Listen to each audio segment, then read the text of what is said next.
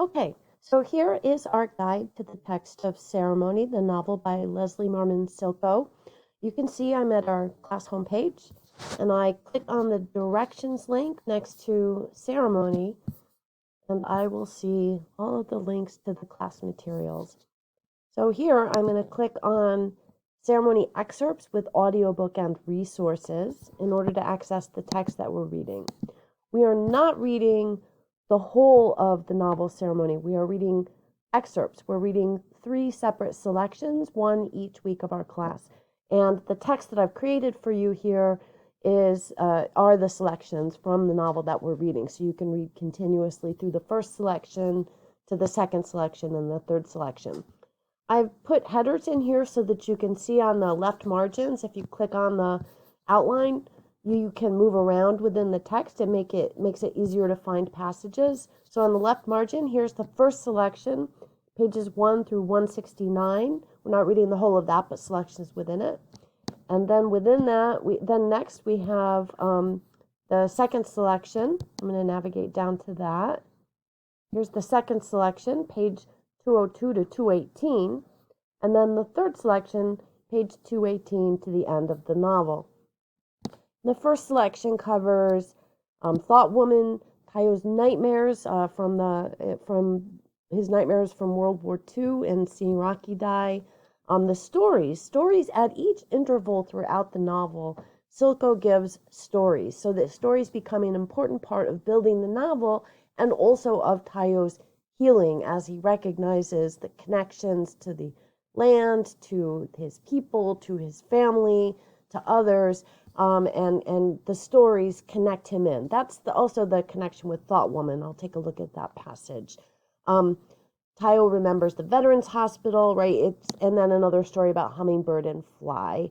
So each section breaks up into parts of Tayo's story, but also parts of all of the people's stories, including the story of witchery. Okay, I am now going to go to key passages in Ceremony where I've selected out key passages to talk about. And here I actually do begin with Thought Woman.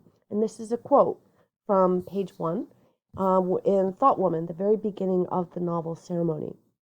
Thought Woman, the spider, named things, and as she named them, they appeared. She is sitting in her room thinking of a story now. I'm telling you the story she's thinking. I will tell you something about stories. They aren't just for entertainment. Don't be fooled. They are all we have, you see, all we have to fight off illness and death. You don't have anything if you don't have the stories. Their evil is mighty, but it can't stand up to our stories. So here's the very beginning of the novel shows you how important stories are to creating that sort of interconnected society that when reintegrated into it, Tayo heals from his experiences during the war. Stories here are not just stories. They're ways that we remember our past and understand our place in the present and how we look towards the future. They are what makes society society. And if you think about the role of stories in understanding your own childhood and life and growing in future, you can see that stories really are the ways that we understand our lives and our roles in the world around us, our roles in the family, and sort of where we want to go with our lives. So stories are everything. Don't be fooled. They are all we have, you see. It's how we understand ourselves and our connections with others. But Tony, here I've picked out this passage from around page 119 in the novel from the sections that we're reading, where Batoni, the medicine man, working with Tayo to help him heal through a ceremony, talks about why he incorporates change and new things into his ceremonies. Other medicine men, he says, think that the ceremonies must be performed exactly as they have always been done. He says, but that's not necessarily the case. He says, a long time ago, when people were given the ceremonies, the changing began, if only in the aging of the yellow gourd rattle or the shrinking of the skin around the eagle's claws, if only in the different voices from generation to generation singing the chants. You see, in many ways, the ceremonies have always been changing. And this is where Batoni marries sort of the old ways with the new ways. He incorporates change as part of his ceremonies because, from his perspective, change is always happening. And in order to deal with the sort of and understand the needs of the moment, you need to understand not only the past, but also the future. Change, the becoming of the past into the present and into the future. So, because of that, he marries those two together into his ceremonies. And we can see in himself, he is has a white father and a Native American mother. And in Tayo, who has the same background, and or yeah, both of them are incorporate the old with the new.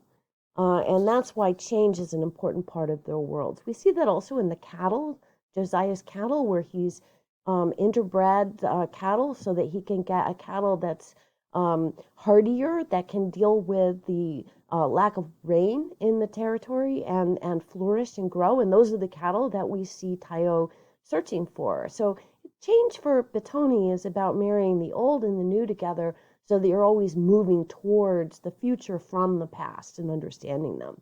And I think that that's encapsulated in the story about bear people that Betoni tells Tayo, which captures a bunch of issues in the novel. The issue of hybridization, about understanding the past in order to understand the present and look towards the future, and also in understanding what's happening with Tayo. He says, you don't just grab a child who's moved towards the bears. You can't simply take them back because he would be forever between, and probably he would die. So, and towards the end of the quote, it is a matter of transitions, you see. The changing, the becoming must be cared for closely.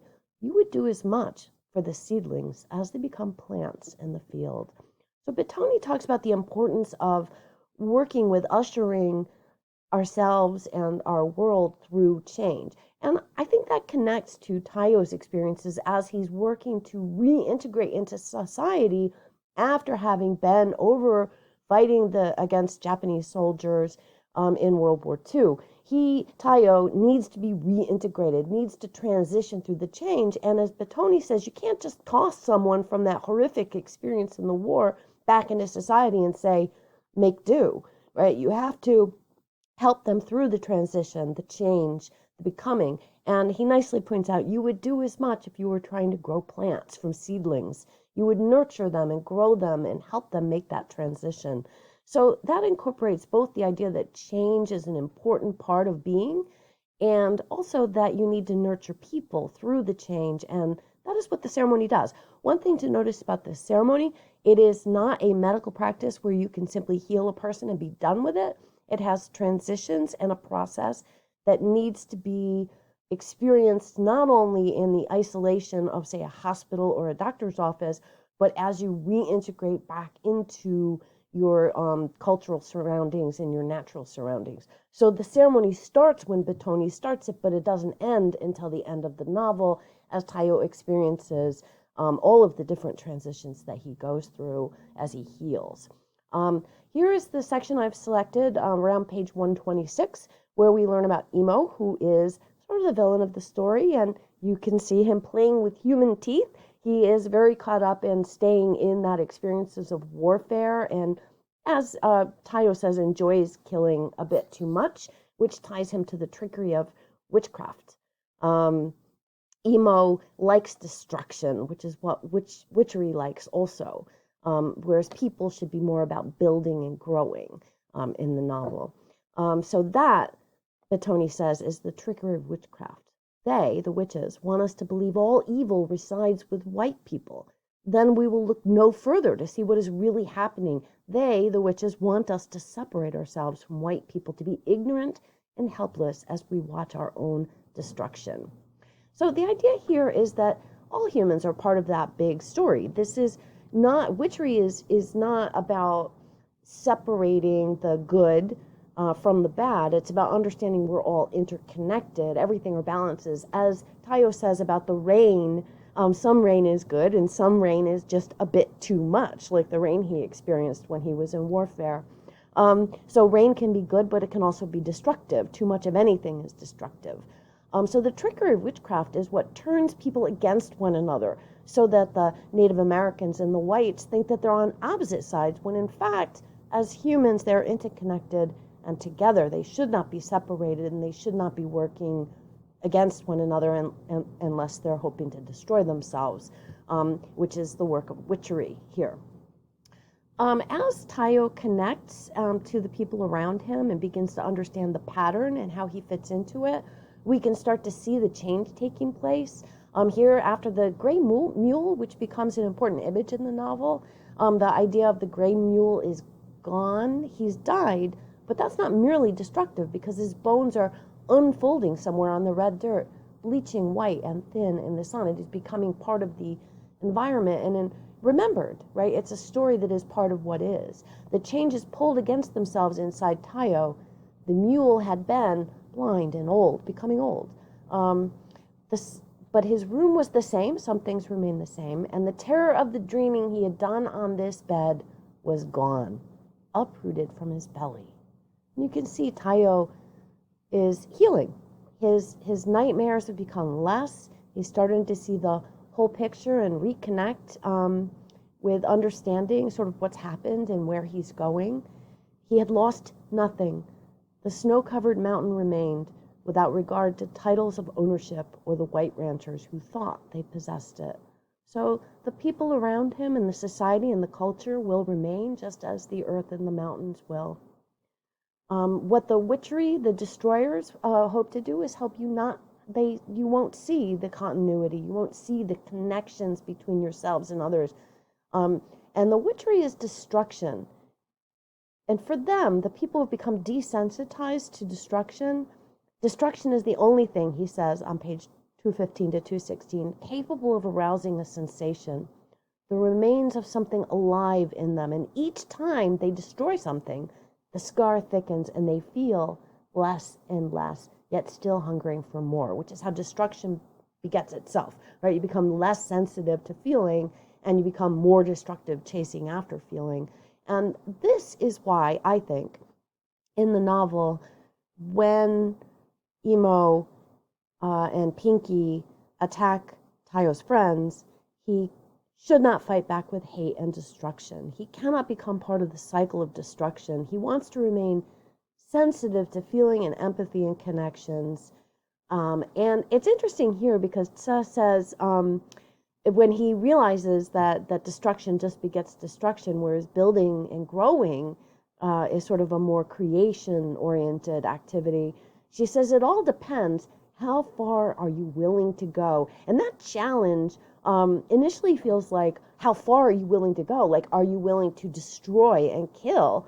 But in fact, what she means is, how far are you willing to go and not respond with violence, to end that cycle of destruction and begin a cycle of creation. So even for us, I think there's that temptation to see destruction as, how far are you willing to go, right? Something that we should respond to with more destruction, when in fact, in the end of the novel, we see him responding with no destruction, choosing not to destroy or kill or harm.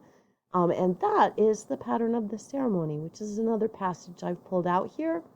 He cried with relief, he felt, at finally seeing the pattern, the way all the stories fit together, the old stories, the war stories, their stories, to become the story that was still being told.